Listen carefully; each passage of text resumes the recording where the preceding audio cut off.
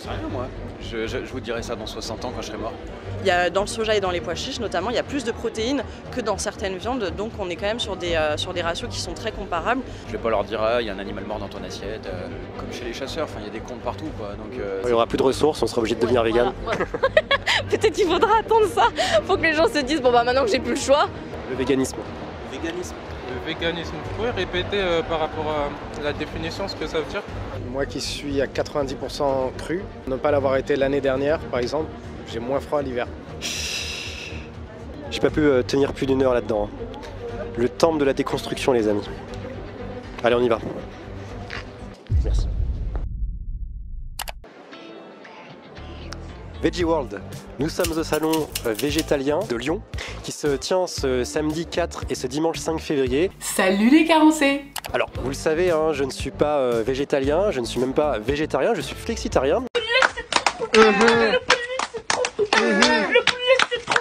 Mais l'idée des micro-trottoirs, et vous le savez, c'est d'aller piquer, d'aller interroger les gens sur leurs convictions, et notamment leurs convictions alimentaires. Et quoi de mieux que de venir dans ce salon pour poser cette fameuse question, peut-on rester végétalien toute sa vie? Parce qu'on voit beaucoup de témoignages sur internet, ou même un peu partout, même dans la vie de tous les jours. Vous connaissez peut-être des amis qui ont été végétaliens pendant 2, 3, 4, 5, 10, 20 ans, et qui ont changé, qui ont fait un retour en arrière. C'est la question qu'on va poser aux Lyonnais. Nous sommes encore à Lyon pour ce micro-trottoir, et je suis en compagnie de Blas Calavello, donc je vous emmène avec moi.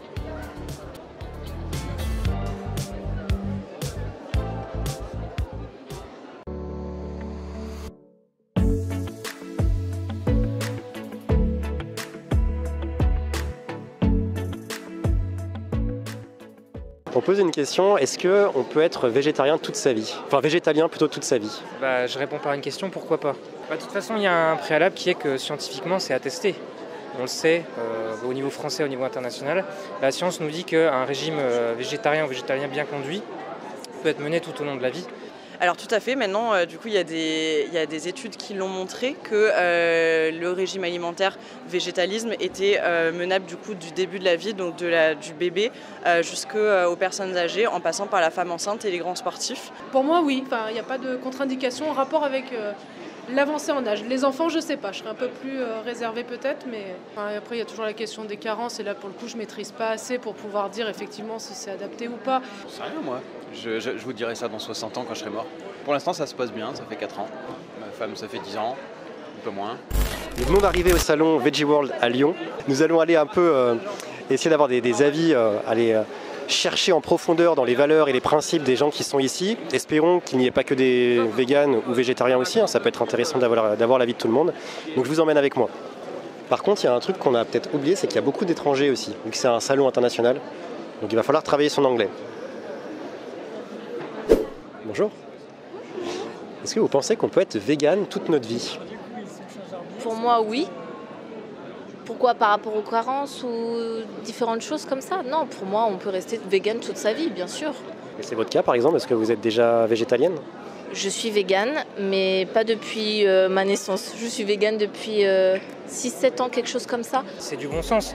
Vous pouvez ne pas être végétarien et être carencé ou avoir des problèmes de santé. Ce qui est le cas de beaucoup de gens d'ailleurs, même en France. Il faut juste faire attention du coup à l'équilibre alimentaire, mais de la même manière qu'un régime omnivore, et surtout l'apport de vitamine B12. Alors la vitamine B12 c'est indispensable pour tout le monde. D'ailleurs la plupart des gens ne le savent pas, mais dans le régime omni il y a aussi une carence de vitamine B12 très souvent. Dans tous les cas, quand on regarde la B12, quand on est omnivore, on l'obtient de par la viande qu'on mange, puisque les animaux sont déjà supplémentés en B12, puisqu'aujourd'hui les sols ils sont trop appauvris en nutriments, donc on est obligé de les substituer les animaux avec de la B12. Donc aujourd'hui les omnivores, même les omnivores, ils sont complémentés en B12. Au moins 10 ans et après ça commence à être plus compliqué? J'en sais rien, j'ai pas le recul, faudrait regarder, il y a des études qui ont dû être faites, je pense.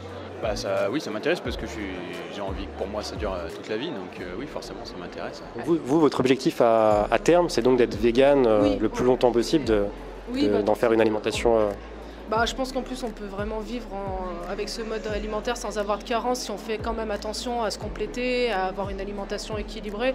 Pour moi elle n'est pas incompatible ni sur la durée ni en fonction de notre âge du coup voilà. Je trouve ça intéressant et je pense que je le poserai à chaque personne de savoir depuis combien de temps ils sont végétaliens, s'ils le sont. Et là cette dame est apparemment végétalienne presque, puisqu'elle mange encore du fromage depuis une dizaine d'années. Allons voir si c'est le cas de tout le monde. Courte parenthèse, si tu souhaites réduire ta consommation de produits animaux et de viande notamment, tu le sais, nous sommes sur une chaîne flexitarienne. J'ai créé une formation de rééquilibrage alimentaire offerte sur 7 jours, dans laquelle bien entendu je t'apprends et je t'invite à végétaliser un maximum ton alimentation pour réduire ta consommation de viande, et dans lesquelles également je te donne toutes les étapes pour optimiser ton alimentation afin de gagner en vitalité. Le lien de cette formation est bien sûr dans la description. Avant ça, j'ai été pendant 3 ans, 2 ans végétarienne et puis après j'ai switché. J'avais juste du mal à arrêter le fromage. C'est excellent parce qu'une personne nous a dit la même chose il y a 30 minutes. Oui, en fait, je voulais poser même une autre question, peut-être qu'on pourrait y revenir après, vu que vous regardiez le stand de fromage. Est-ce que pour vous, ça reste pas quand même des produits transformés? Ouais, je pense qu'il faut se méfier. À la base, l'alimentation végane, qui est beaucoup plus vieille et plus ancestrale que l'alimentation omnivore. Et donc avant ça, on mangeait que des fruits et des légumes crus, essentiellement. Non, je pense que il faut rester sur une alimentation basée sur des fruits et des légumes. En gros, c'est un plaisir, quoi. C'est comme un pain au chocolat ou quelque chose comme ça. Plaisir, une fois de temps en temps, il faut se faire plaisir. Et à titre personnel, vous êtes végétarienne, végane, omnivore? Végétalienne, avec il me reste encore de temps en temps le fromage à enlever totalement, mais ça reste très occasionnel. Mais bon, les fromages, sont quand même très très très bons et c'est 100% naturel, donc je les conseille parce que c'est à base de noix de cajou et après il y a...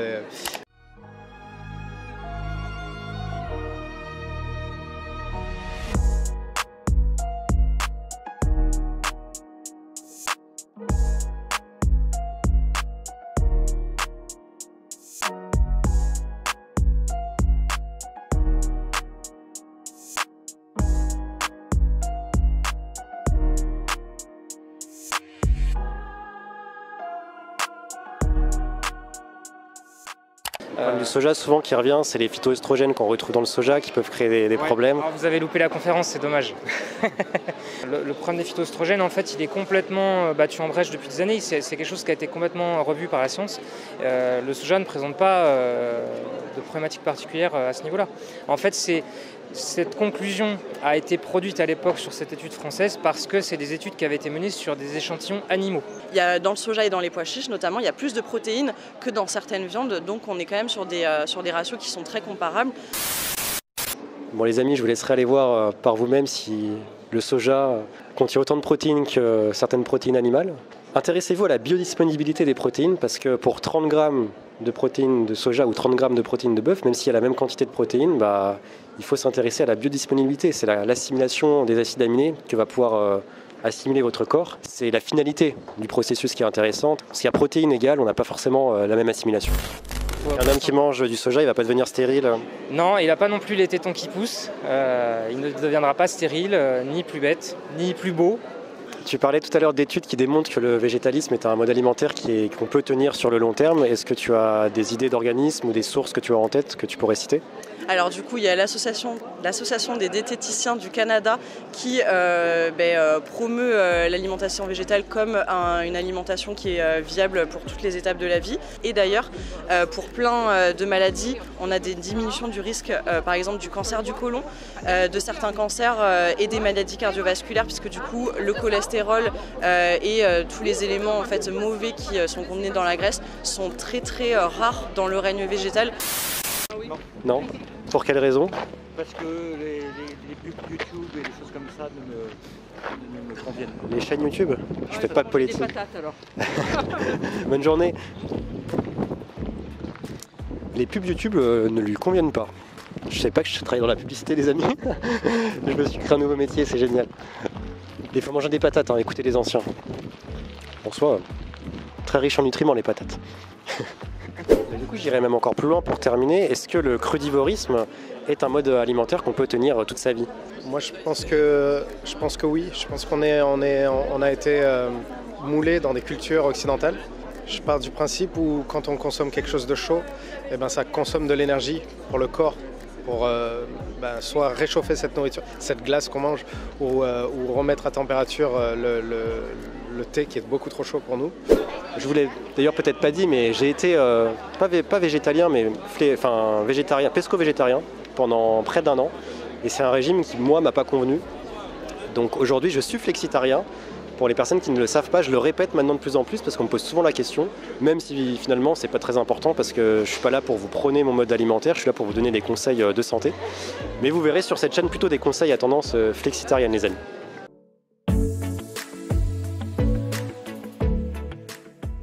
Quelles sont ses convictions? Est-ce que c'est plus le côté éthique, écologique, sanitaire? Éthique, écologique, sanitaire. Dans cet ordre-là, je dirais. Dans l'ordre, ouais. Ouais.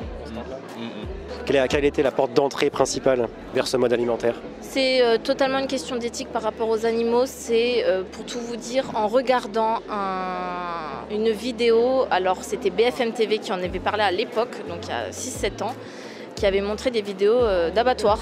Et ça m'a convaincu d'arrêter de suite la viande, le poisson et tout ça. Notre point de départ, c'est quand même un constat et une éthique vis-à-vis de ce qu'on fait subir aux animaux. Depuis que je suis végane, je suis plus affûté et beaucoup plus intéressé par les questions alimentaires. Non, les animaux. Du moment en fait, où on peut vivre sans faire souffrir les animaux, pour moi c'était vraiment, je me dis, pourquoi continuer dans un mode de fonctionnement où ça pénalise des êtres vivants, alors qu'en fait finalement je vis très bien. Ça va faire plus de 20 ans que je suis végétarienne et quasiment 10 ans que j'ai tout exclu, ce que je vous disais, sauf de temps en temps le fromage. Pour terminer, est-ce qu'on peut être omnivore et écolo, défendre des valeurs écologiques? Je pense qu'on peut être omnivore, avoir des idées écologiques, mais ne pas les respecter pour autant. Chacun en fait met sa barrière éthique et morale un peu où il veut aujourd'hui. Oui, pour moi, il faut un déclic fort pour pouvoir l'arrêter et être convaincu de l'arrêter pour longtemps, vraiment. Perdre du poids, c'est pas assez fort pour devenir végétalien. Par exemple, si on prend l'exemple de Beyoncé, elle a décidé de devenir végane pour perdre du poids suite à ses grossesses. Mais après, elle a remangé de la viande. Donc il y a toujours ce truc-là de durée. Est-ce que finalement, une fois qu'on a perdu notre poids, est-ce qu'on continue à rester végane? Oui, si on s'est renseigné sur le sujet et qu'on a vu par la souffrance animale tout ce que ça pouvait produire. Merci. C'est sûr qu'il y a toujours le contre-exemple du mec ou de la fille qui est devenu végane du jour au lendemain, qui va manger que du riz et que je sais pas quoi, des trucs industriels, puis qu'au bout de 6 mois va faire un super coming out, je sais pas quel est le terme, en disant finalement je suis plus végane parce que j'ai eu plein de problèmes. Oui, mais en fait tu n'étais pas végane, tu es parti dans un extrême. Dans mon entourage, je suis le seul végane et les gens me respectent comme ça, même s'il y a des boutades, et moi je respecte. Je vais pas leur dire il y a un animal mort dans ton assiette. Après, comme chez les chasseurs, il y a des comptes partout, quoi. Donc après, s'il y a des libertés que des gens prennent qui sont inhumaines, je pense que c'est pas grave d'aller à l'encontre de ces dernières.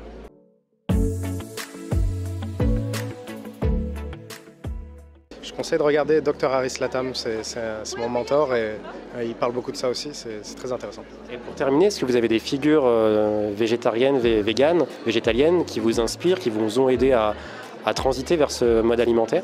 C'est beaucoup celles qu'on voit sur YouTube. Il y a Eva les petits plats, il y a Murée Noisette, beaucoup aussi, il y a la petite Okara.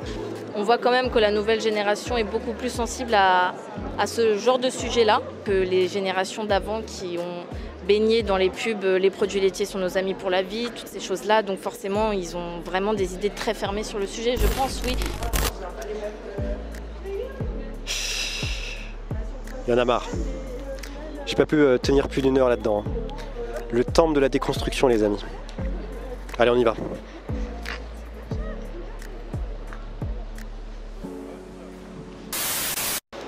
Le véganisme. Le véganisme, vous pouvez répéter par rapport à la définition ce que ça veut dire? Oula, d'accord. On était tout à l'heure au Veggie World, salon vegan, à la Sucrière.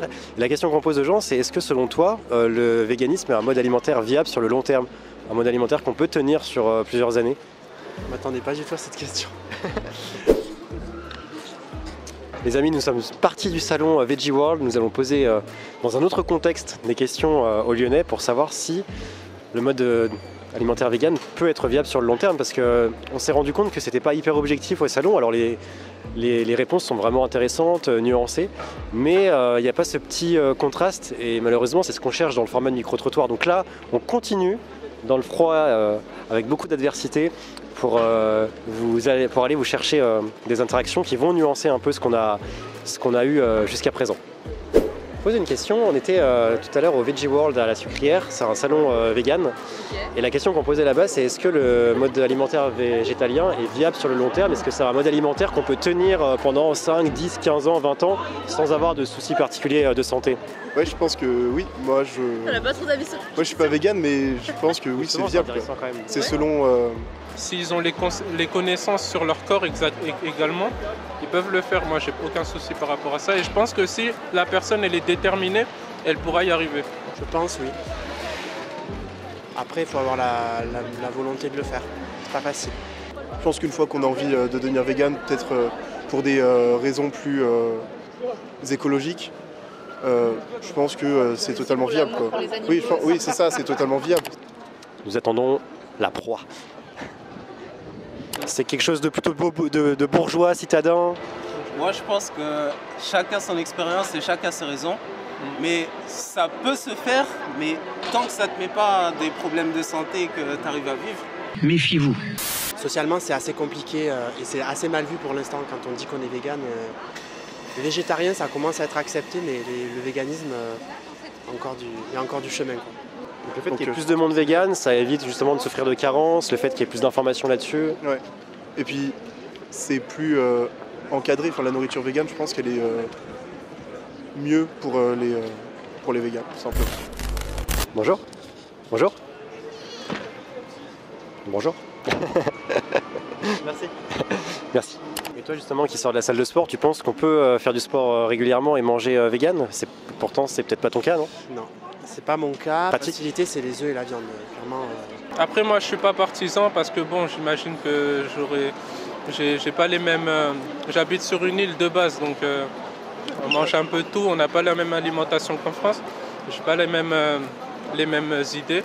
J'ai vécu un mois avec une personne végane et ça m'a pas dérangé de suivre ce mode de vie. Enfin, après, je n'ai pas continué parce que c'était pas quelque chose qui me tenait forcément à cœur. Oui, après, moi je suis aussi sensible à la souffrance animale, mais j'arrive pas à me passer de la viande pour l'instant.